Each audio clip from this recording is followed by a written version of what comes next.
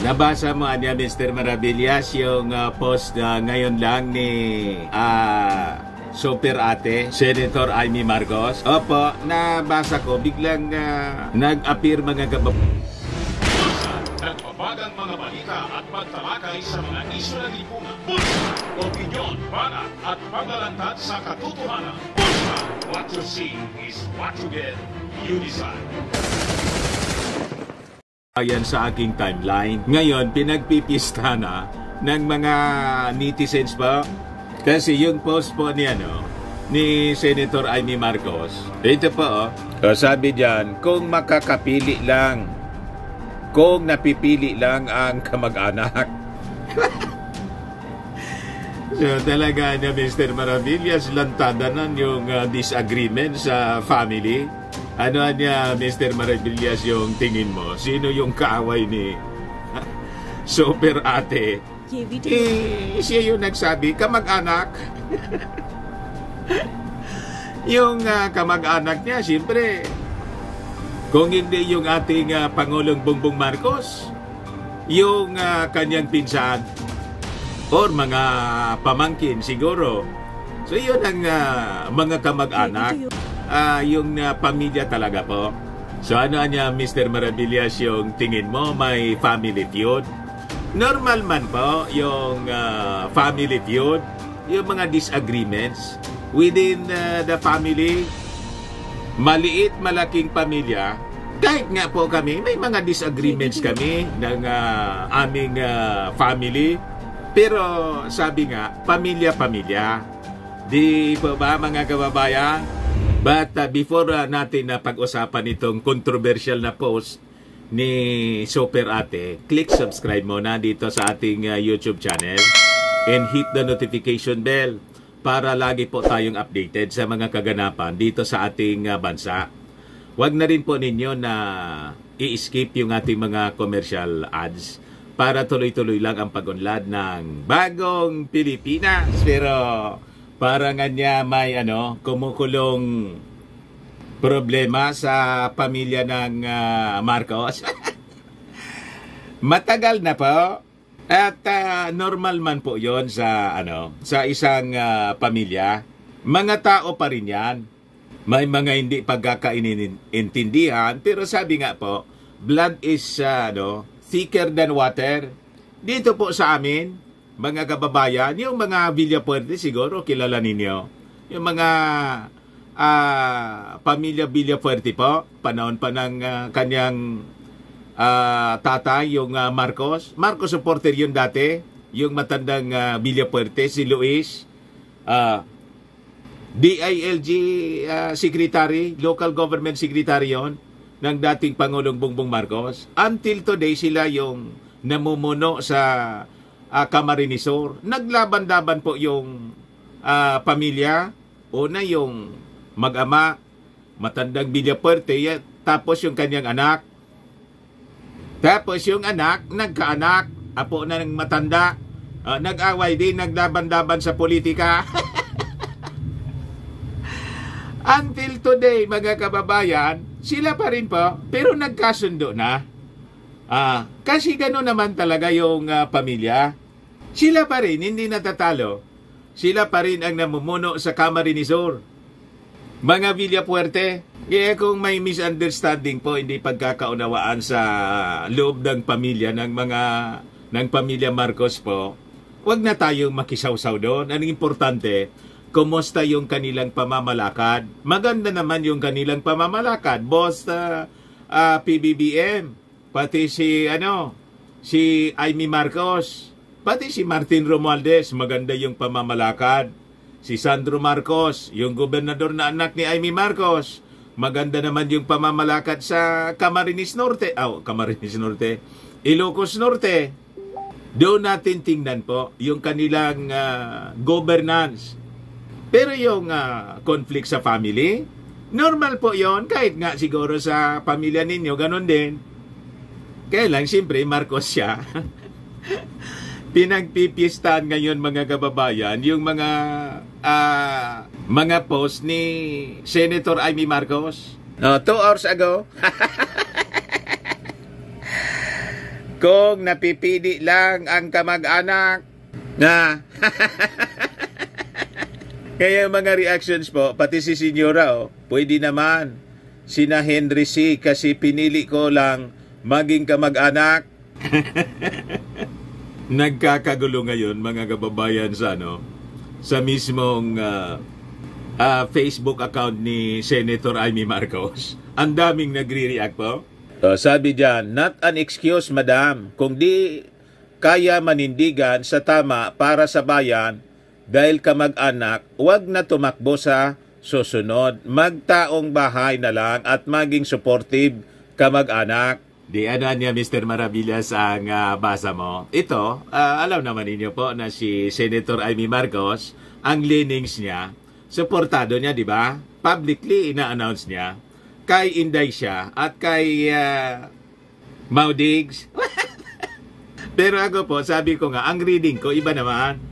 Sabi nga po, napakarami na silang experience po, lalo yung sa kanyang tatay. Kaya iba man po yung reading ko sa kung bakit ayaw hiwalayan ni Manang Amy, yung mga Duterte. Ako, mas okay sa akin po na si Amy Marcos, dapat dikitan ng dikitan si Mau Diggs at saka si Inday. Bagitan niya Mr. Maravillas para alam niya kung ano yung mga plano. Di ba? Sabi nga mga kababayan, keep your friends close and your enemies even closer. Di ba dapat ganon? Kasi pag hindi mo malalaman ang galawan ng mga Duterte. So dapat laging nakadikit lang si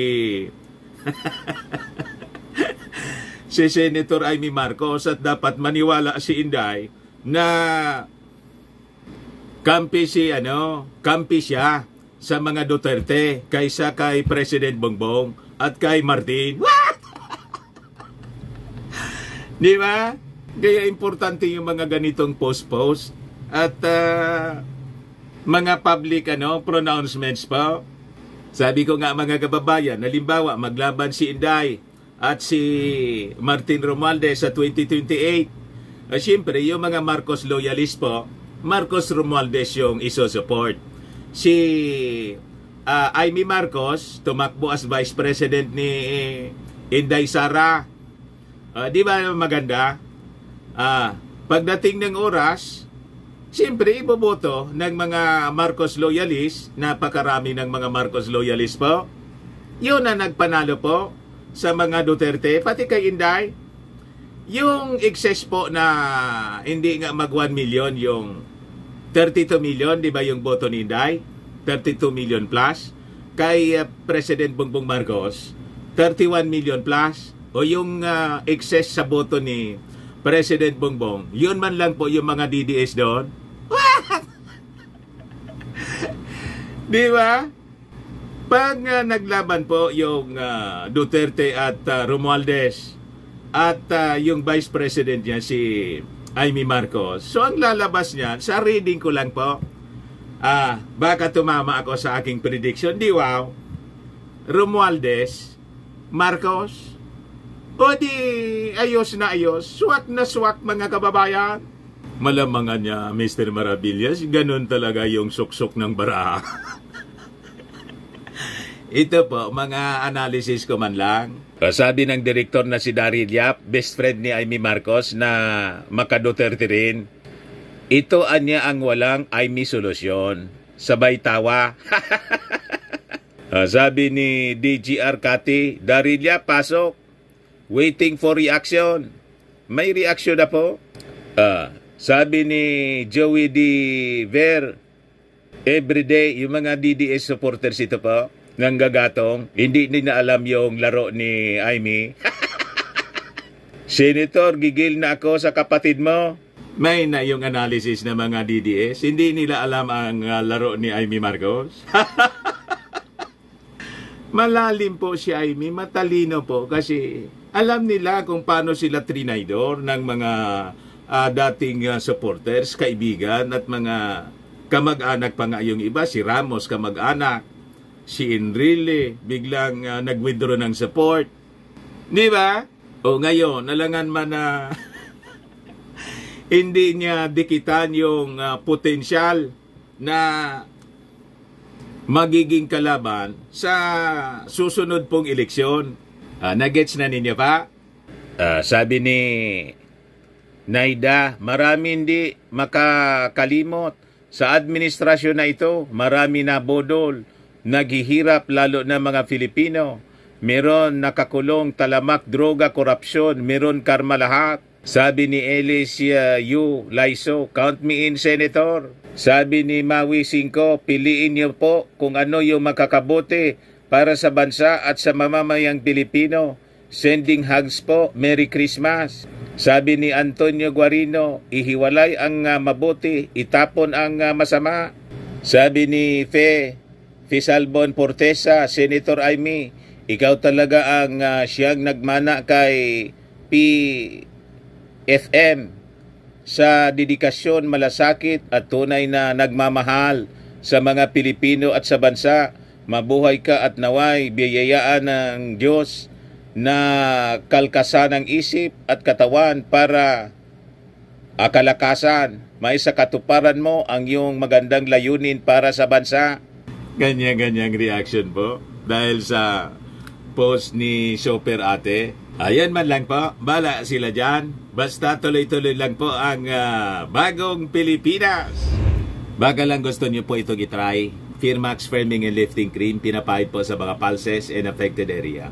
Mainam po sa paninigas ng mga kaso-kasuan. Ito naman po, Automax Radiant Serum. Sa mukha naman yung application. Anti-aging po siya. You will look 10 years younger than your age. Sa mga cancer patients naman po, baka lang gusto ninyo itong itry. Nengxia Red Mixed Fruit Drink. Hindi man po siya gamot, food supplement siya. Kaya lang, gawa siya mga kababayan sa goji berry. Yung goji berry may anti-cancer properties. Ayos po. Yung mga inquiries ninyo, dumiritso na lang kayo sa aming messenger sa Facebook para masagot namin agad. Ako po si Dante Maravillas. Bye-bye po. God bless. Sa mga naghanap ng malinis and spacious fitness gym, punta lang po kayo sa aming Colossal Fitness Gym. We also offer Grab car rental with our brand new 2023 model ng Toyota Innova.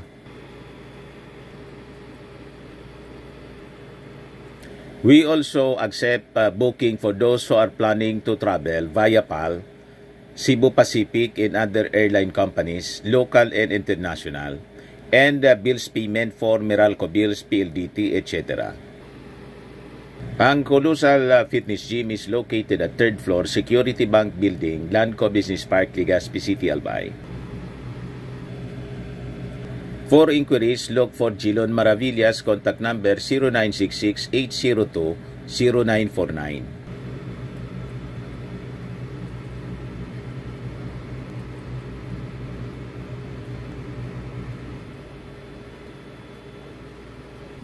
Ayos ba? Ayos na ayosan niya, Mr. Maravillas.